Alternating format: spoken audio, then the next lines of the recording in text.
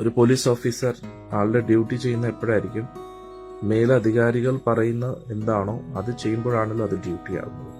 അല്ല സ്വന്തം ഇഷ്ടപ്രകാരം ഓരോന്നും ചെയ്യുമ്പോൾ അത് ഡ്യൂട്ടി ആവും ഇല്ല. അപ്പോൾ നമ്മുടെ ഇഷ്ടത്തിനനുസരിച്ച് നമ്മുടേതായിട്ടുള്ള കർത്തവ്യങ്ങളിൽ നിന്ന് നമ്മൾ വിചാരിക്കുന്ന കാര്യങ്ങൾ ചെയ്യുമ്പോഴല്ല അത് കർമ്മയോഗമാണ്. അത് നമ്മുടെ സ്വാർത്ഥതയാണ്.